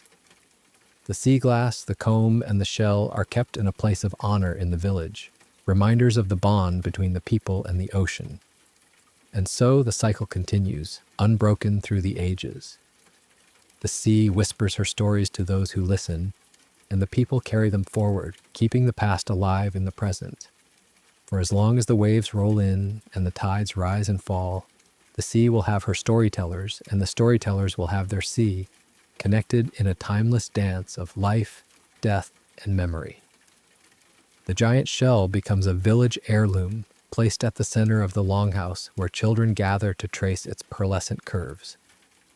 On stormy nights, the oldest among them will cradle the ancient comb, its runes cool against their palms, and whisper the old man's words. We are all part of the sea's great tale. Years pass, and the shell collects salt water from offerings, its interior growing more luminous with each generation, as if absorbing the prayers of those who lean in to listen for the sea maiden's echo. One spring, a stranger arrives with a map drawn on animal hide, depicting the hidden cove and the ring of stones. He claims to be a descendant of the traders, seeking the sunken coins his ancestors lost. The villagers gather around the fire, debating whether to show him the cove. The youngest storyteller, a girl with salt water in her veins, stands and holds up the blue sea glass. "The sea gave us these to remember, not to sell," she says, her voice steady. "If we show him the coins, we might lose the song." That night, the girl rows to the cove with the sea glass box. She scatters pieces of green, amber, and blue across the water, singing the fragment of melody her grandmother taught her. The water shimmers, and for a moment she sees a figure in the waves, hair like kelp, eyes like the sky-colored stone. The stranger leaves the next day, empty-handed, but the girl swears she saw a dolphin guide his boat away from the cove. As the decades turn to centuries, the village grows into a town, and the longhouse becomes a museum. The sea glass, comb, and shell are displayed under glass, but the fishermen still leave offerings at dawn. One morning, a young boy finds a new token on the dock, a piece of pottery painted with dolphins, its glaze the same blue as the sea maiden's ribbon. He takes it to the museum curator, who gasps. It matches a fragment found in the ancient stone circle. That evening, the town holds a festival by the sea. Children carry lanterns shaped like shells, and the oldest fisherman tells the story of the sea maiden, his voice cracking over the centuries of retelling. When he finishes, the crowd falls silent, listening to the waves. Suddenly, a pod of dolphins leaps in the sunset, their bodies glowing like silver coins, and the youngest child points to the water, shouting, "She's singing! I hear her!" The next day, the boy returns the pottery to the sea, placing it gently on the waves. As it drifts away, he whispers a thank you, just like his ancestors did. He runs back to the town, where the museum curator is waiting with the sea glass box. "It's time for you to keep this," she says, pressing the weathered wood into his hands. "The sea's stories are for the ones who listen." And so the cycle continues, each generation passing down not just objects, but a way of being, humble before the sea, curious about its mysteries, and ever ready to hear its song. The boy grows up to be a fisherman, then a storyteller, and when he's old, he sits by the fire with his grandchildren, holding the sky-colored stone. "The sea is a mother," he says, just like his great-great-grandfather did, and her stories are our lifeblood. As the moon rises over the modern town, the sea whispers its ancient melody, blending with the hum of boats and the laughter of children. The sea glass in the museum case catches the moonlight, shimmering like stars. And for a moment, it's as if the sea maiden herself is winking from the depths, reminding everyone that some stories never sing. They just wait for the next listener to carry them on. The boy-turned-storyteller keeps the sea glass box under his bed, its hinges creaking like the boats at dock. On nights when the tide is full, he takes out the sky-colored stone and holds it to the window, watching how moonlight turns it into a miniature moon. His grandchildren beg to hear the tale of the sea maiden, but he always adds a new verse. She doesn't just sing, she listens too to the prayers of those who leave pebbles instead of plunder. One autumn, a storm unearths a ship's skeleton on the shore, its ribs like a giant's rib cage emerging from the sand. Scientists come with cameras and brushes, but the old storyteller stays away, sitting by his fire. When a young researcher asks about the wreck, he points to the sea glass box. "That ship has been here longer than we have," he says. "The sea will tell its story when she's ready, not before." That night, the old man dreams of the ship's last voyage, a crew of traders singing a foreign song, their hands full of coins. The sea maiden rises from the waves, her hair tangled with their sorrow, and guides the ship to a gentle rest. When he wakes, there's a new piece of sea glass on his windowsill, deep red like the heart of a fire. The researchers find a chest in the wreck, but it's empty except for a single blue ribbon, faded but intact. They give it to the old storyteller, who ties it around the sea glass box. "Now the circle is complete," he murmurs, tracing the ribbon's frayed edge. As winter comes, the old man grows weaker. He calls his family to his bedside and opens the box. "Take a piece," he says, "but remember, the sea gives in cycles. What she takes, she returns. What she returns, she remembers." His granddaughter picks the red sea glass, holding it to her heart. After he passes, the family buries him with the sky-colored stone, but the sea glass box stays in the village, passed to the next storyteller. The blue ribbon from the wreck flutters on its lid, a reminder that even in loss, there's a thread connecting past and present. Years later, the granddaughter, now a mother, takes her child to the shore. They leave a piece of bread on the water, and as it floats away, the child says, "Look, Mama!" A dolphin with a red ribbon in its fin. The woman smiles, knowing the sea is still telling her stories, still singing her song, still welcoming new listeners into the endless cycle. And so it goes, generation after generation. The sea whispers, the people listen, stories are born, and the past is kept alive in the glint of sea glass, the curve of a shell, the memory of a song. The town may grow, ships may come and go, but the sea remains, a timeless storyteller, waiting for anyone who will pause, listen, and carry her tales forward into the next wave of time. The granddaughter, now an elder, sits on the weathered dock with her great-grandchild, a boy with sand in his hair and salt water in his eyes. The blue ribbon from the shipwreck still adorns the sea glass box, which they've placed between them. Inside, the red sea glass glows like a coal in the fading sunlight, next to the smooth, sky-colored stone. "See how the sea polishes everything?" the elder says, running a finger over a piece of green glass. "It takes broken things and makes them whole again." The boy picks up the red shard, turning it to catch the last rays of the sun. "Like the ship?" he asks. "The sea broke it, but now it's a story." That night, the boy has a dream. He's swimming in the ocean, surrounded by glowing sea glass and the skeletons of ships that have become homes for colorful fish. The sea maiden swims beside him, her hair flowing with the current. and she gives him a shell that whispers the old stories when he holds it to his ear. The next morning, he runs to the dock with the shell from his dream. It's real, sitting on the water's edge. He takes it to the elder, who gasps. "This is a conch from the far south," she says, tracing its spiral. "How did it get here?" Just then, a dolphin leaps nearby, its fin brushing the surface, and they both smile. As the years pass, the boy grows into a young man who spends his days exploring the coastline, collecting stories as easily as he collects driftwood. He starts a blog where he posts photos of sea glass, tales of the sea maiden, and videos of dolphins leaping at dawn.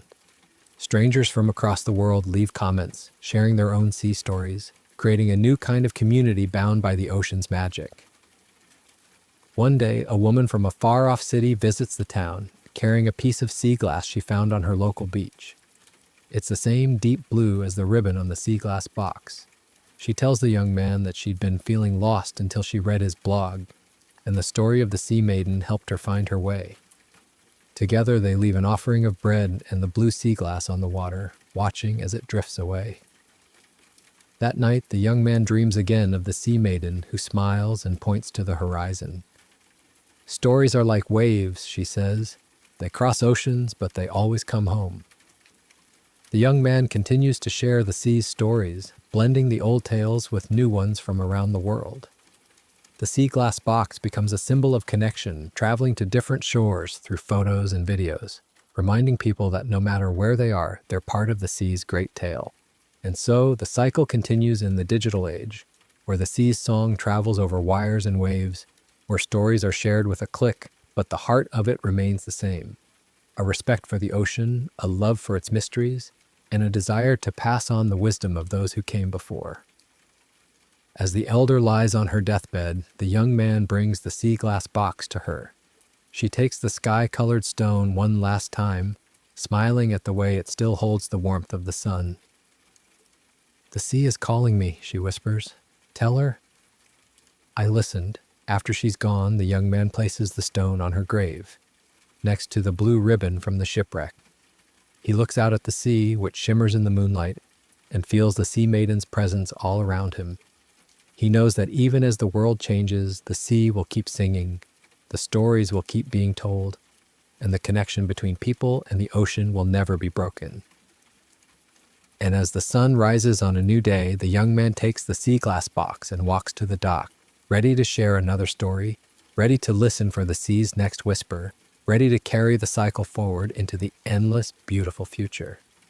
The young man sits at the dock, sea glass box open at his feet, as the morning tide laps at the weathered planks. He takes out the conch shell, its spiral patterns holding the light like a map of the ocean's depths. When he lifts it to his lips, instead of a blast, a soft echo of the sea maiden's song emerges, faint but clear, as if the shell itself has absorbed the melody over its journey across the waves. A group of children from the local school approaches, their teacher pointing to the box. "Is that the sea glass from the stories?" a freckled girl asks, her eyes fixed on the red shard. The young man nods, handing her the sky-colored stone. "Feel how smooth it is?" The sea has been telling its stories for longer than we can count, and every time we listen, we become part of them. He leads the children to the water's edge, where they each place a pebble in the sea, making a wish. As the stones sink, a school of fish darts past, their scales reflecting the sun in a brief, dazzling display. The teacher whispers that it's a sign, and the children giggle, convinced the sea maiden is winking at them. That afternoon, the young man receives a message from the woman in the far-off city. She started a community project collecting sea glass stories, and hundreds of people have shared photos of their finds, from a green piece in Australia that matches the village's oldest shard to a purple gem in Maine, rumored to be from a shipwreck in 1720. The stories pour in like waves, each one connecting a stranger to the ocean's past. One evening, a storm brews on the horizon, darker than any in recent memory. The young man rushes to the museum, securing the sea glass box and the ancient comb. As the wind howls, he hears a familiar melody beneath the chaos, a steady, reassuring tune that seems to come from the walls themselves. When the storm passes, the town finds no damage, only the sea But a new stretch of beach has appeared, littered with polished stones and a single perfect white sea urchin shell. The next summer, the woman from the city visits again, bringing with her a digital map projected onto the museum wall. Dots of light pulse across the globe, each representing a sea glass story shared online. "Look," she says, pointing to a cluster off the coast of Africa. "This family found a piece with Viking runes etched into it." The young man traces the dot, thinking of the sunken coins and the trader's lost comb. That night, he dreams of the sea maiden swimming through the digital map, her hair streaming with threads of light that connect every dot. "Stories are the sea's way of remembering," she says, whether told around a fire or across a screen. When he wakes, there's a new piece of sea glass on his windowsill, clear as crystal, with a faint imprint of a dolphin's tail. As the years go by, the young man becomes a guardian of the sea's stories, blending tradition with technology. He creates a virtual reality experience that lets visitors swim through the hidden cove, see the ring of stones, and hear the sea maiden's song. But he always makes sure to end each tour at the dock, where visitors can leave a physical offering, a pebble, a note, a bit of sea glass, connecting the digital world to the tangible sea. One day, an old man arrives with a leather-bound journal, its pages yellowed with age. "My grandfather was a trader," he says, "and he wrote about losing a chest of coins in a storm near here." Inside the journal is a sketch of the sea maiden, her hair flowing with coins, and a note: "The sea took our gold, but gave us a song." The young man adds the journal to the museum exhibit, placing it next to the sea glass box. As he does, the clear dolphin-patterned glass falls from his pocket, landing on the page. For a moment, the drawing seems to move, and the old man gasps, pointing to the sketch's eyes. They're the same color as the sky-colored stone. That evening, the young man stands on the dock, watching the sunset turn the sea to liquid gold. He thinks of all the stories that have passed through his hands, all the people connected by the ocean's magic, and feels a deep sense of peace. The sea will continue to give and take, to sing and whisper, and he's honored to be one of its storytellers. As the moon rises, he takes the conch shell and blows, sending a soft note across the water. In the distance, a dolphin leaps, and for a brief, beautiful moment, he swears he hears the sea maiden's laughter, mingling with the waves and the stories of all who have listened before him. And so the cycle continues, unbroken by time or technology, a yong heng, eternal dance between the sea and those who love her. For as long as there are waves to carry them, the sea's stories will live on, passed from hand to hand, heart to heart, across oceans and screens, always returning to the shore where it all began. As the years turn into decades, the young man becomes an elder, his face lined with the wisdom of countless stories shared and heard. The sea glass box, now a national treasure, travels the world in exhibitions, but it always returns to the village by the sea, its rightful home. The digital map of sea glass stories has grown into a vast network with millions of dots lighting up the screen, each one a testament to the ocean's enduring allure. One calm evening, as the elder sits on the dock, the sea is unusually still, like a mirror reflecting the clear sky. He takes out all the pieces of sea glass from the box, laying them out before him. The red shard, the blue ribbon, adorned pieces, the clear dolphin, patterned glass, and the sky. Colored stones seem to glow with an otherworldly light. Suddenly, the water begins to ripple gently, and a soft, familiar melody fills the air. The sea maiden emerges from the depths, her beauty more radiant than ever. Her hair, a cascade of seaweed, green, shimmers with tiny sea glass fragments, and her eyes hold the secrets of the ocean. She reaches out her hand, and the sea glass pieces float up, surrounding her in a sparkling halo. "You have carried my stories well," she says, her voice like the softest wave. "Through generations, through the ages, and now into the digital world, you have kept the connection between the sea and humanity alive." With a wave of her hand, a brilliant light engulfs the dock. When the elder's eyes adjust, he finds a new piece of sea glass in his hand. It is a deep, iridescent purple with swirling patterns that seem to tell the entire history of the sea and its stories. That night, as the elder lies in his bed for the last time, he holds the purple sea glass close. He can hear the sea, Maiden's song growing louder and more beautiful. With a peaceful smile on his face, he takes his final breath, his spirit joining the endless cycle of the sea's stories. The next morning, the villagers find the sea glass box on the dock, filled with the most magnificent collection of sea glass they have ever seen. The purple piece sits at the center, radiating a gentle light. From that day on, the box is placed in a new, open, air museum by the sea where anyone can come, touch the sea glass, and listen to the stories that have been passed down for generations. Tourists from all over the world visit the village, not just to see the sea glass, but to feel the magic of the place where the sea and its stories are one.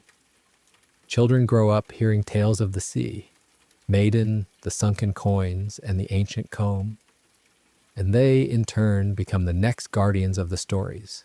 The sea continues to ebb and flow, its waves carrying new treasures and stories to the shore. The cycle of giving and receiving, of telling and listening, goes on, an eternal bond between the sea and the people who call this village home. And the sea, maiden song, a timeless melody, can still be heard on the wind, a reminder that as long as there is a sea, there will always be stories to tell.